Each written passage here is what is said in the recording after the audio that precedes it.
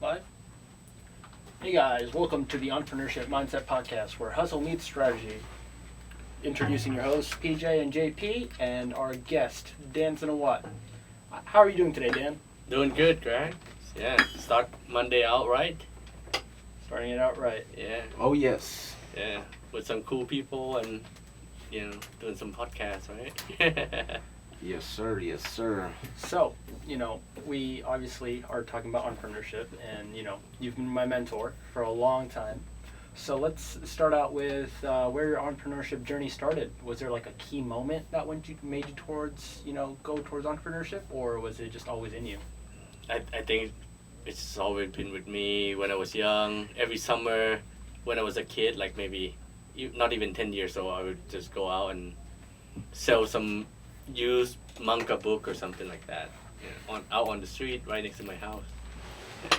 So when, at what age did you, build your first, what was your first idea or your first actual startup? Yeah, my actual startup was when I was like 20, 25, 26, something like that. Me and my friend, we met in Japan. He was working for some big IT company. I was working for another IT company, and then we met a publicly listed Japanese company who wanted to go into Thailand, serving Japanese customer, but they need the bilingual people, so we formed a joint venture company with a publicly listed company in Japan and created one company that served only to major Japanese corporation that wanted to get into Thailand, helping them with their IT setup and everything. So When was this? What age? yeah, like I was 25, 26, something like that. That was my first startup, and then we did really well, make some good money. I exited that, come back to normal corporate jobs, and just always been. So are you originally born and raised from the U.S. or? Yeah, I'm really confusing kind of guy. I was born in New York, Okay. but I only was there until I was 2. I left and then grew up in Thailand, Bangkok, Okay. until I was 16. Came back, spent a year in Beaumont, Texas, of all places. Wow. That's my first impression as a teen. This is the U.S. So you have a different perspective from just being born and raised in U.S. You were actually raised in Thailand. So how was that experience, real quick? Man, it's crazy, right? Thailand, Bangkok, it's such a big city, always hustling, right? People are like waking up at 4 a.m., 5 a.m. because we need to beat the traffic to get to school. Sometimes it could take me 2-3 hours to get to school for like maybe 10 miles, So the kids nowadays, or what you see out here in Texas, whatever, they have it easy as far as the kids go to the bus stop. Oh yeah. Bus picks them up, takes them to school. You were did you have to walk or? No, but like, sometime I gotta get through some hoops to get there. Like, for example, if I'm late, I'll be like, hey, like get on this motorcycle taxi, right in the back of motorcycle taxi, go through all this traffic, Wow. just to get to school in time. But it was fun. It's like, it's dangerous, but it's everybody living their life like that, like even in the bus. Like you'll be hanging outside the bus sometime, because like there's so many people that need to go somewhere, and there's not enough buses that come in. Maybe they keep coming every 15-20 minutes, but then you gotta beat the traffic, so you don't know when it's actually gonna come. There's no real timetable, right? So you always hustle in Thailand.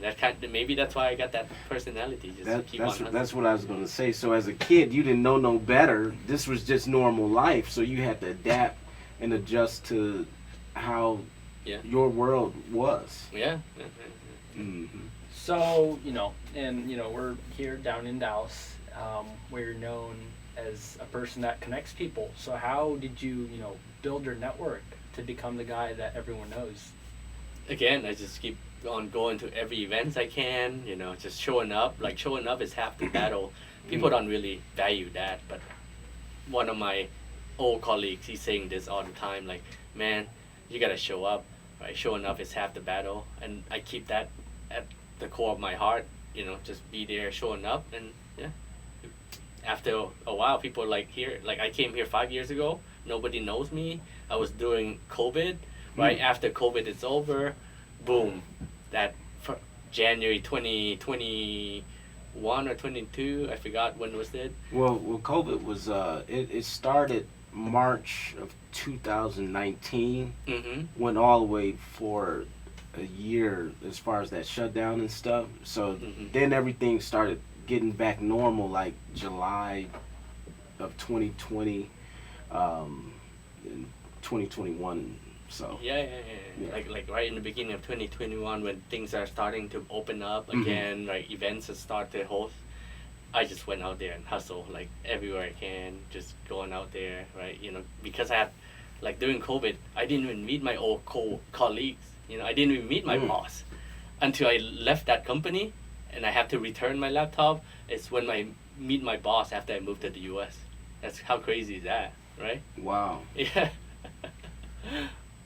So I used to be under 18. I was a young founder, and in your circle I see a lot of younger interns, younger kids. So how does that affect your not affect, but what is like the most common mistake that you see that they do?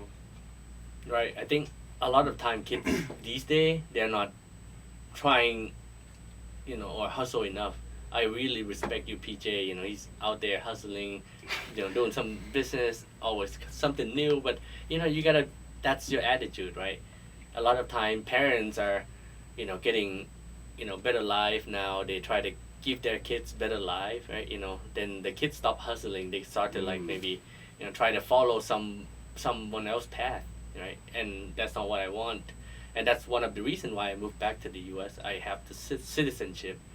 I was living in Singapore at the time, so I would go like 2-3 times around the world. Like after New York, went to Thailand, came back high school here in Beaumont, then I moved to Portland, and then I went to school in Portland, graduated there, went to Japan for 10 years, Thailand another 4, Singapore 3, and then I came here 5 years ago.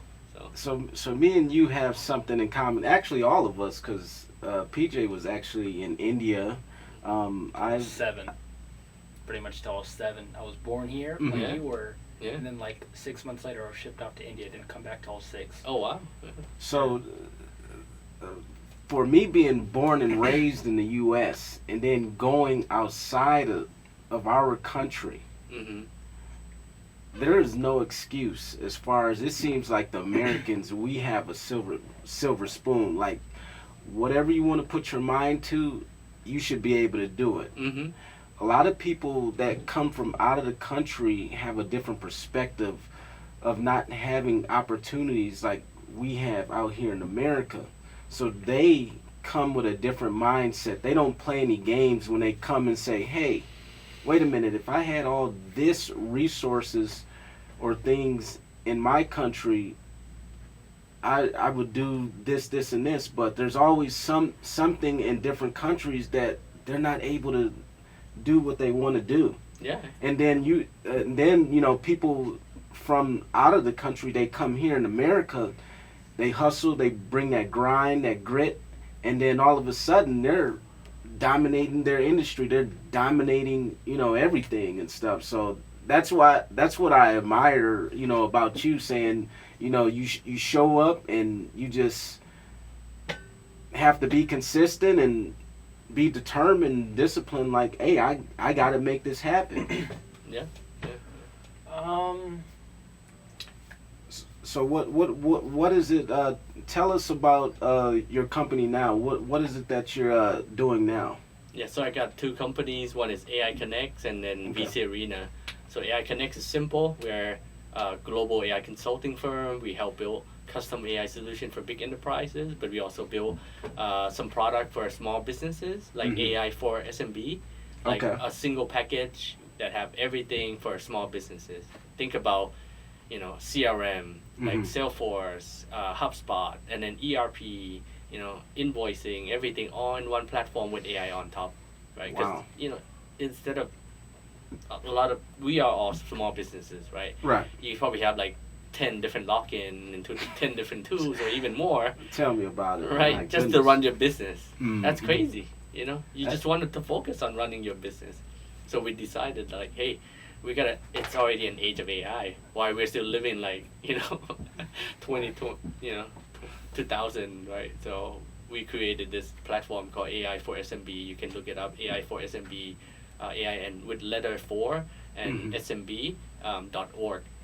We put all that in one package. We will definitely put that information in the description when we publicize this video. So But yeah. you said you had 2. What was your second one? Mm-hmm. Yeah, the other one is VC Arena. You can see here I'm representing that, right? Where always like, how I started business is always trying to fill a gap of something. Like I always try to, identify like if I see a gap in a market, I would create that. Like AI Connex, I started that like 2 years ago, right before the AI boom.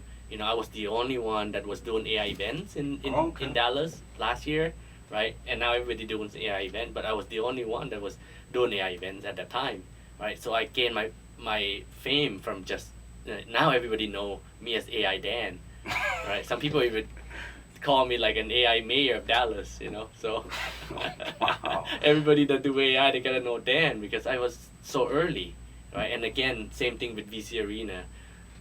There's a lot of startup here, but there's no money here, right? There's a lot of rich people here, but the money goes somewhere else, especially in startup scene. So let's talk to some of the entrepreneurs that are thinking about business. What kind of advice would you give them? Yeah, I would say like if you can think of an idea and then you can create like a quick prototype that can test out the market, that's the best way, right? You don't need to go raise a lot of money nowadays. With AI, you can build even a product for you quickly. It's all about business right now. I've been telling everybody, when I'm doing AI Connex and consulting with my customer, I tell them AI is actually 95% business, 5% technical. Wow. You gotta focus on business. It's all business at the end, right? Once you get that business down, you know the problem, you know what you wanted to solve, you know your objectives, the rest is easy, right? Wow. So same thing with the startup. You gotta look at the business first, right? We're talking to one AI merchandising company, right? But again, if you don't know merchandising, you don't know the retail world, you're not gonna be successful. So you definitely need to know your niche or your industry. Why you're going into business and what problem can you solve? Is it big enough for the masses to scale? Okay. Exactly. That makes sense. Yeah.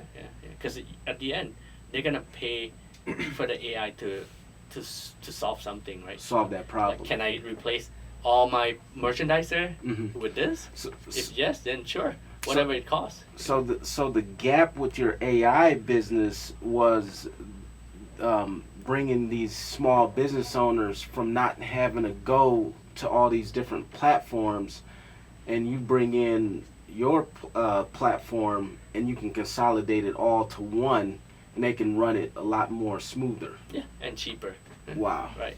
We just make it easy for you to just focus on your business. Right. Again, it's all business, right? You want to run your business, not running all the tools, Well, and the thing with entrepreneurship, yes, we find problems, but sometimes we wear so many different hats, and then we create jobs for ourselves where I was going to do the BBB with Bill Wash. He says what happens is we wear so many hats, we're doing so many roles, and then we come burnt out, we become busy, and then we become broke because we're just doing too many things. But with the problem that you solve, especially with your AI business, they're able to just focus on that business and cater to their ideal customer. Yeah, exactly, right. And you made a great point. Like at VC Arena, we are a community of founder, investor, venture capitalist, right, family offices. So there's a lot of mix of different people, but at the end, what we are lacking and what we are serving the gap is the real feedback, right? A lot of time people go to event, but you meet people and at the event, you're always trying to sell something to someone. You want to pitch something, right? You're like, I got 3 minutes with this guy. I'm gonna pitch to him what I'm doing, and then boom, I'm going to the next guy. So there's no real relationship that you're building, So that's where we come in, We wanted to create the next Silicon Valley here. Think about, you go to Silicon Valley, you go to any coffee shop, you can meet other founders and investor, right? Then you have time to build that relationship because you're like, I'm gonna meet him tomorrow at the same coffee shop, But like here, everybody like rushing, trying to like sell something or push some idea to someone, and at the end, without building that relationship, people are not gonna give you investment or not gonna partner with you or not gonna buy your product, right? So. Right. One thing I like about you, Dan, is you have a no quit attitude. You see a problem, you're going to hunt that problem down until you can solve it. So with that being said, what is one of the biggest challenges you've ever faced in your life when it comes to business? Well, again, like understanding that mindset of the customer, what moved them or what motivated them is the most difficult thing, right? Like even with AI, how can we convince them that AI is good for their business, right? So with that being said, tell me, what does your ideal client look like in the AI business and then the VC arena? Yeah, for AI Connex, we have two group of business, and that's again, it comes down to branding and marketing. AI Connex would focus on big business like corporate customer. Think of big retail, grocery chain here, right? That size of the customer here in Texas, for example, right? Or any manufacturing customer. So how do you solve that problem for that ideal customer? Yeah, so we would bring in business expert, actually, not an AI expert, but actually a business expert. Okay. And then we go them and talk to the stakeholder. We tell our customer to not even need to bring any CIO or IT people, because a lot of the time they're actually blocking the project from happening. Wow. Get the business people, the one that actually creating those projects or a problem that they wanted to solve. And it's, a lot of time IT people, they're great, smart, but they're too focused on operating that technologies, right? You need the real business people to come in and then, telling me exactly what their problem is. Then we can help them solve it, right? Nice. Yeah. So that's how we normally. And then the second part of the business is this AI for SMB. Then there's a different group, right?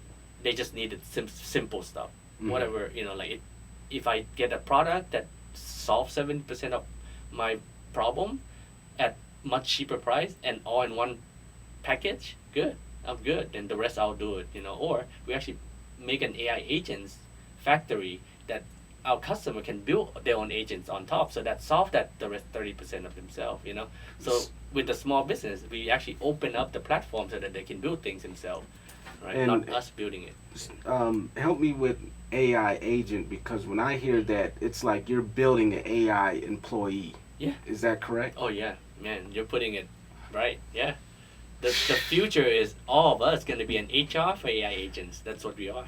So speaking about the future, then, where do you see businesses in the next 3 to 5 years? And then where do you see your business in the next 3 to 5 years? Yeah. Well, I think the business for all of us in the next 3 to 5 years, I'm sure there's people going to lose job. I can't lie about that, right?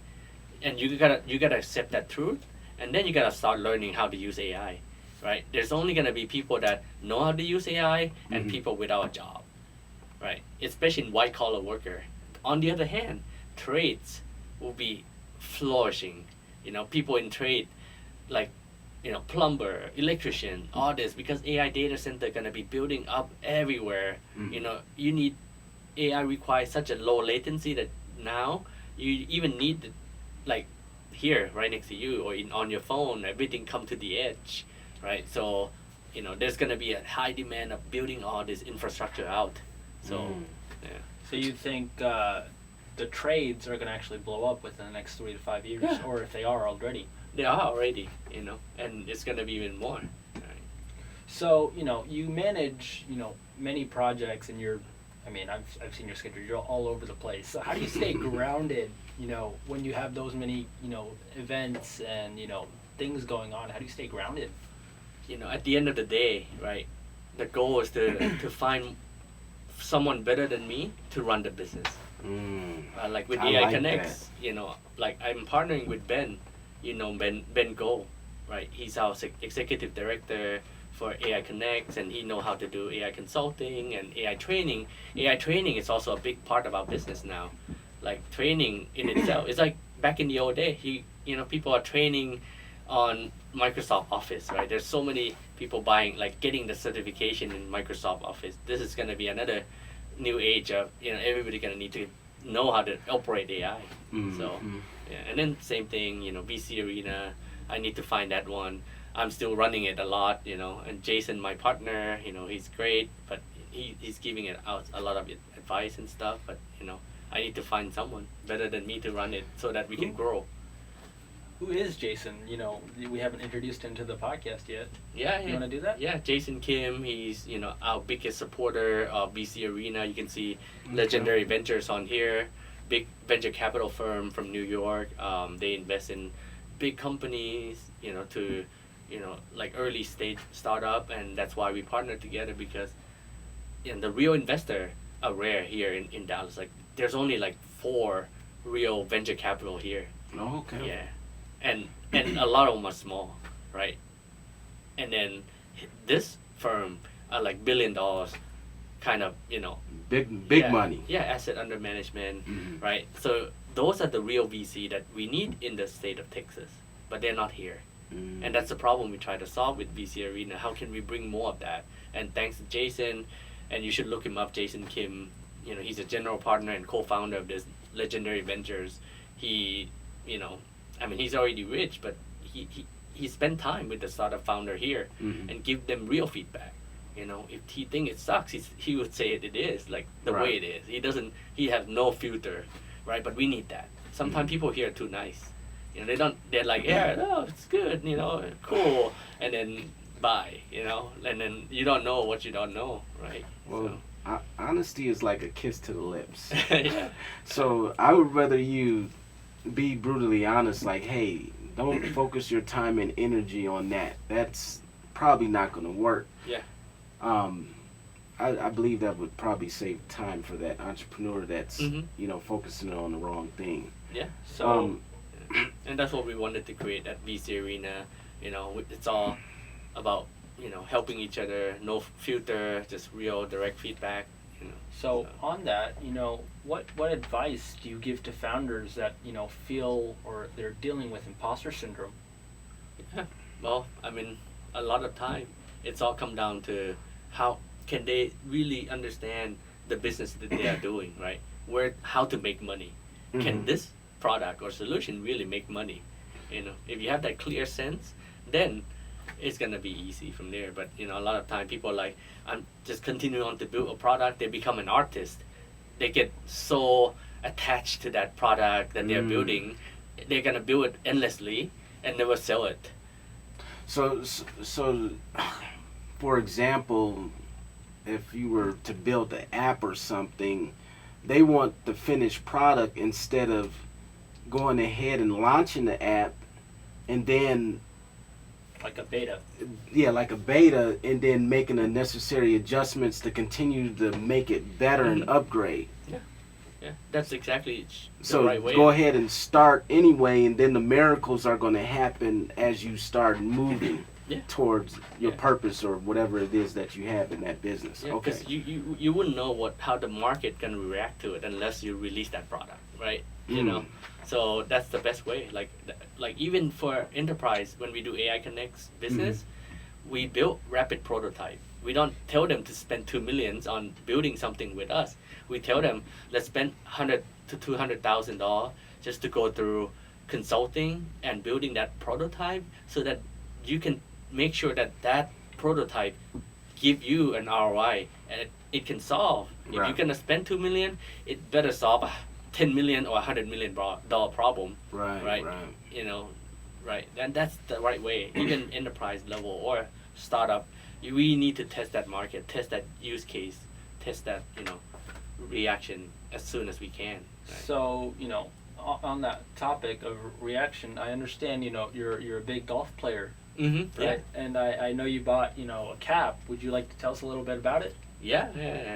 This cap, I got it from McKinney. McKinney EDC, they are a good partner. You can see that little smiley face, say McKinney, Texas. I love Texas. I always represent it wherever I go in the world. Mhm. But this hat was signed by Bryson DeChambeau, our local hero.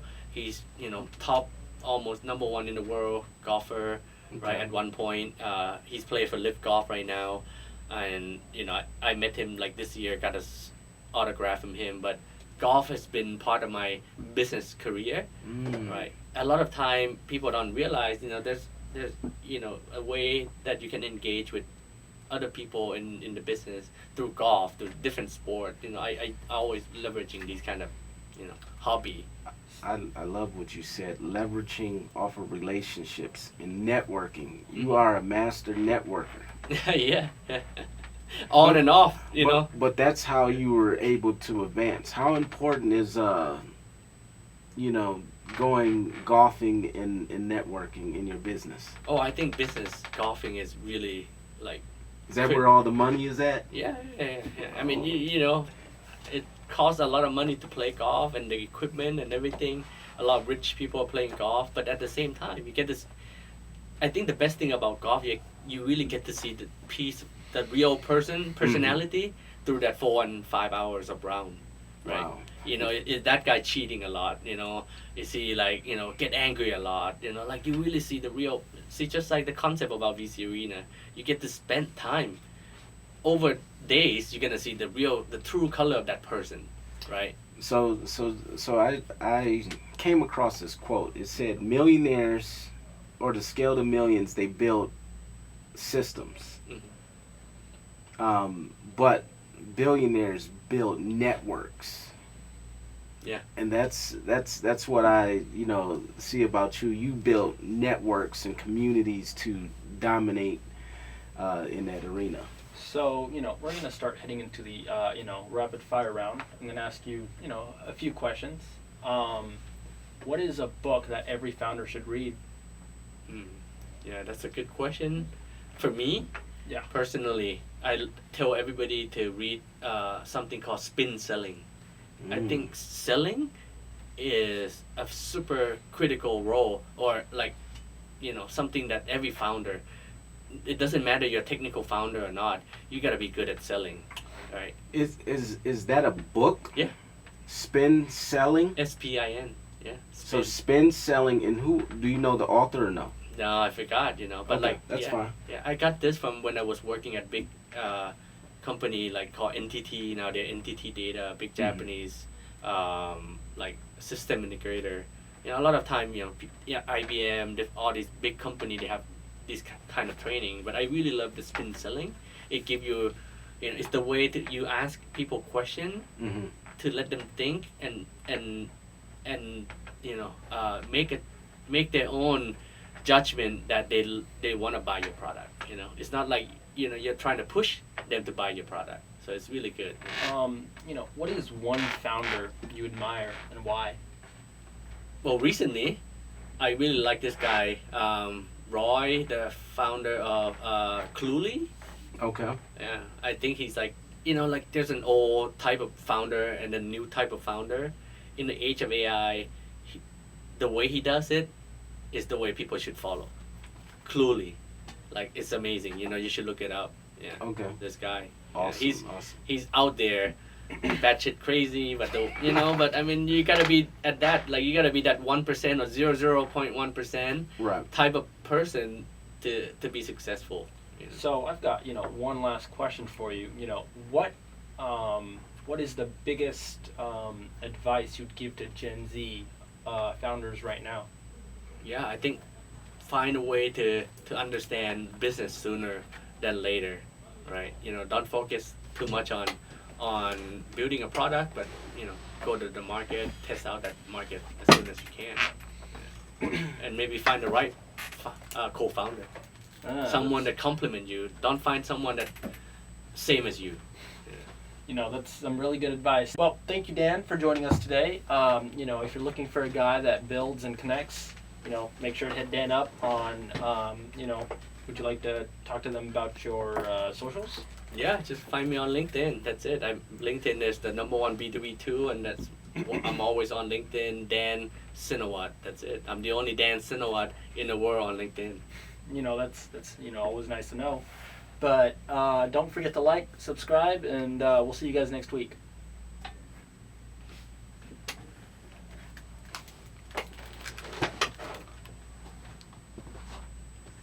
If you're a business leader or tech enthusiast, then you need to know about AI Connex. Let's dive in. AI Connex isn't just another tech company. It's a league of AI superheroes bringing cutting-edge solutions right to your fingertips. Imagine having a team of AI experts making complex tech fun and approachable. From workshops and conferences to hands-on product development, AI Connex is on a mission to make AI accessible for everyone. Whether you're a startup, a business, or just a curious mind, they've got you covered. Join the AI Connex community and start unlocking the future of AI today. Dive into a world where AI isn't just a buzzword, but a superpower you can harness. Ready to become part of the AI revolution? Visit aiconnex.ai now and see what the future holds for you.